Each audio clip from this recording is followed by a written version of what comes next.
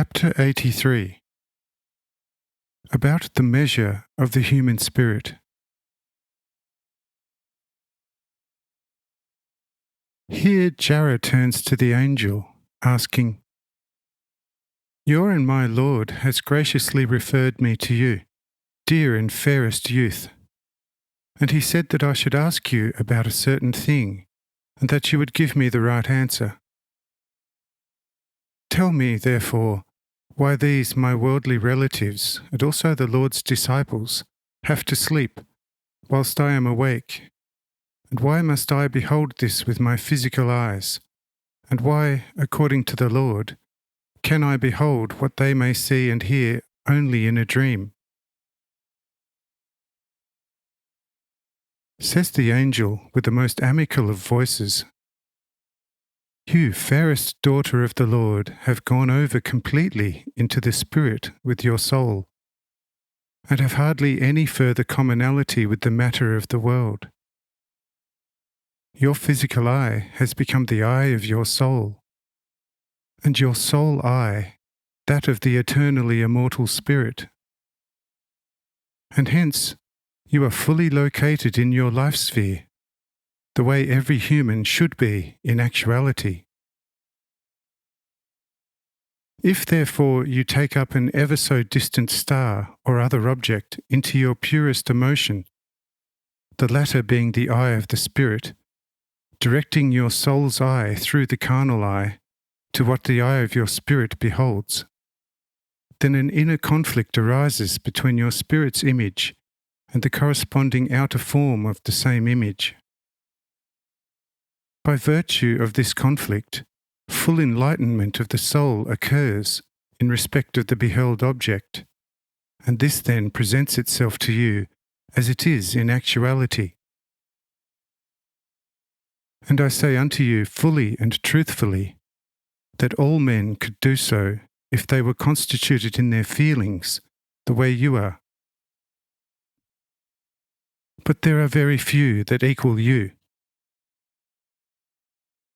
These sleeping ones over there don't match your soul and your feelings. Their soul is still far from looking through their physical eye, whilst the eye of their spirit is still firmly closed. Wherefore their soul must first be enabled to perceive and view the supernatural for attaining to the spiritual on its own, by depriving it of worldly views through first putting the physical eye to sleep. However, the sleep of those resting here is therefore also a sleep of a separate nature, which a person can only very seldom attain in a natural way. Certain psychically and spiritually strong persons can induce such sleep in their weaker brethren through the laying on of hands. But the weaker brethren cannot do so with their equally weak brethren. But you shall not, I trust, by now, still be capable of doubting that the Lord can do so through the power of His will." Says Jara, "May the Lord bless you for the clarifications you have given me, which I have understood quite well. But now another question. Tell me, dear and most fair youth, how should I conceptualize your inexplicable speed?" Says the angel, "Most beloved daughter of God, this is something that only an actual spirit can grasp, as such has nothing to do with time or space. We of ourselves are nothing, and what you see in us with the eyes of the Spirit is God's thought, God's idea, God's word. We hence are pure spirits. No matter can be of any hindrance to us. Since nothing can hinder a live spirit, a hither and thither necessarily are one and the same. Nothing material, therefore, is able to gather a speed like unto ours, since it finds an obstacle even in the most rarefied state. through which its movement is restricted. Within infinite creation space, there exist the central suns of the third magnitude in particular, which immediately are followed by the main central sun. These suns move within diverse, great orbits around the main central sun with a velocity too immense for your comprehension, for the purpose of keeping to a certain distance from the main central sun. Their orbits are, on account of their great distance from the main central sun, too extended for your comprehension. Imagine this Earth, for instance, as a sphere many thousands of times bigger than the portion you can see now, and that it would consist entirely of grains of sand that you have often seen at the coast. Now think of the number of all the tiniest sand grains necessary to make up such a sphere. And for each one of those grains, imagine a distance from here to that star that we visited first. Thereby, you will have the approximate diameter of such orbit.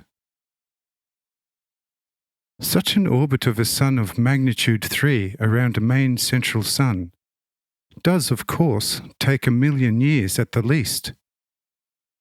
But in such an immensely extended orbit, such a sun must in a moment cover a distance 1,000 times from here to the star we first visited. You will of course think, if so, then such sun is moving 1,000 times faster than yourself as a pure spirit.